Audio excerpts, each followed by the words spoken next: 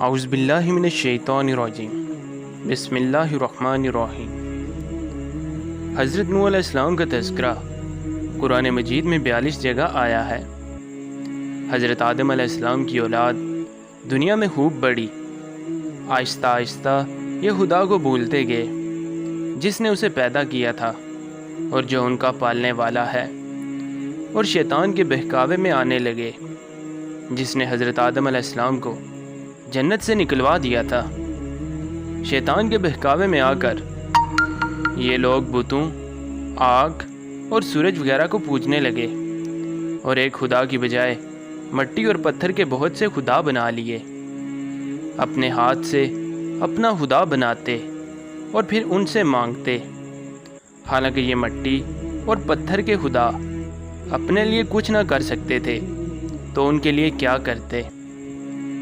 اللہ تعالیٰ نے جو اپنے بندوں سے بہت محبت رکھتا ہے، اس کو یہ کبھی گوارا نہیں کہ اس کے بندے شیطان کے بہکاوے میں آ کر اللہ کے علاوہ کسی اور کی عبادت کرنے لگیں اور اس کی سزا میں مرنے کے بعد دوزخ میں جلیں۔ اللہ پاک نے حضرت نوح علیہ السلام کو اپنا نبی بنا کر بھیجا۔ اس زمانے میں لوگوں کی عمریں بہت بڑی بڑی ہوتی تھیں۔ حضرت نوح علیہ السلام 950 سال تک اپنی قوم میں واعظ کرتے رہے کہ اے لوگو، صرف ایک اللہ کی عبادت کرو اور میرا کہا مانو، وہ تمہارے گناہ بخش دے گا۔ لیکن لوگوں نے حضرت نوح علیہ السلام کی باتوں کو نہ مانا اور اپنے کانوں میں انگلیاں دے لیں اور کپڑے اوڑھ لیے تاکہ حضرت نوح علیہ السلام کی آواز کانوں تک نہ پہنچے۔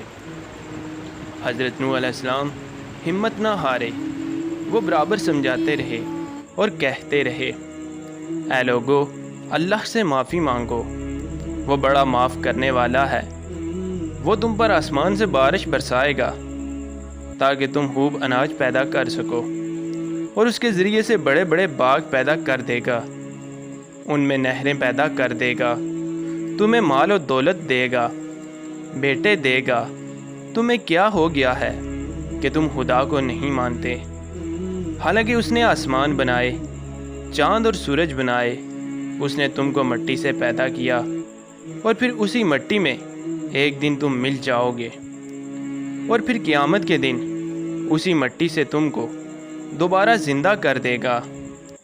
لیکن لوگوں نے اپنے بتوں کو نہیں چھوڑا اور حضرت نوح علیہ السلام سے کہنے لگے کہ ہم اپنے بتوں کو ہرگز نہ چھوڑیں گے، اور ہم تم کو اپنے جیسا آدمی ہی دیکھتے ہیں، اور تمہارا کہنا بھی صرف چند غریب لوگوں نے مانا، اور ہم تو تم کو جھوٹا سمجھتے ہیں۔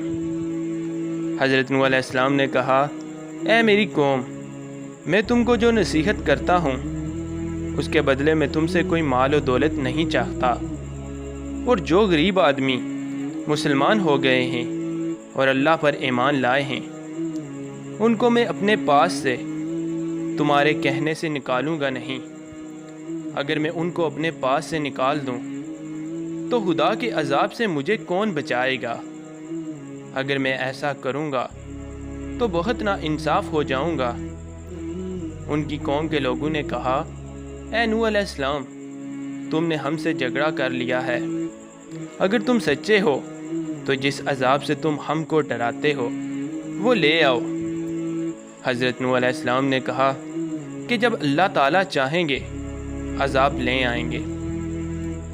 اللہ تعالیٰ نے حضرت نوح علیہ السلام کو وحی کے ذریعے حکم بھیجا کہ تمہاری قوم میں جو لوگ ایمان لا چکے ہیں ان کے علاوہ اور کوئی ایمان نہیں لائے گا، تم غم نہ کرو، ایک کشتی بناؤ۔ حضرت نوح علیہ السلام نے خدا کے حکم کے مطابق کشتی بنانی شروع کی، تو جب ان کی قوم کے سرداران ان کے پاس سے گزرتے اور ان کی کشتی کو دیکھتے تو ان کا مذاق اڑاتے۔ حضرت نوح علیہ السلام ان کے مذاق کے جواب میں کہتے کہ آج مذاق کر لو، کل جب تمہارے اوپر عذاب آئے گا تو اس وقت ہم تمہارا مذاق اڑائیں گے۔ آخر اللہ تعالیٰ کا عذاب اس کے وعدے کے مطابق آیا، زمین سے پانی نکلنا شروع ہوا اور آسمان سے بارش آنی شروع ہوئی۔ اللہ تعالیٰ نے حضرت نوح علیہ السلام کو حکم دیا کہ سب جانوروں کا ایک ایک جوڑا کشتی میں سوار کر لو، اور جو لوگ تمہارے اوپر ایمان لائے ہیں یعنی مسلمان ہو گئے ہیں ان کو سوار کر لو۔ حضرت نوح علیہ السلام نے اس کشتی میں سوار ہونے والوں سے کہا، اللہ تعالیٰ کا نام لے کر اس کشتی میں سوار ہو جاؤ کہ اس کا چلنا اور ٹھہرنا اسی کے ہاتھ میں ہے۔ اللہ تعالیٰ بڑا بخشنے والا مہربان ہے۔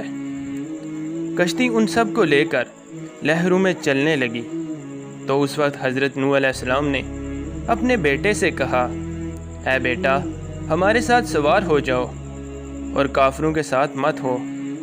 اس نے کہا، میں کسی پہاڑ پر چڑھ جاؤں گا اور وہ پانی سے بچا لے گا۔ حضرت نوح علیہ السلام نے کہا، آج اللہ کے عذاب سے کوئی بچانے والا نہیں۔ اتنے میں دونوں کے درمیان ایک پانی کی لہر اٹھی اور وہ اس میں ڈوب گیا۔ پھر اللہ تعالیٰ نے زمین کو حکم دیا کہ اپنا پانی نگل جاؤ، اور آسمان کو بھی حکم دیا کہ پانی برسانا بند کر دے، یہاں تک کہ پانی خشک ہو گیا اور تمام کافر دنیا میں ختم کر دیے گئے۔ حضرت نوح علیہ السلام کی کشتی کوئی جودی پر ٹھہری۔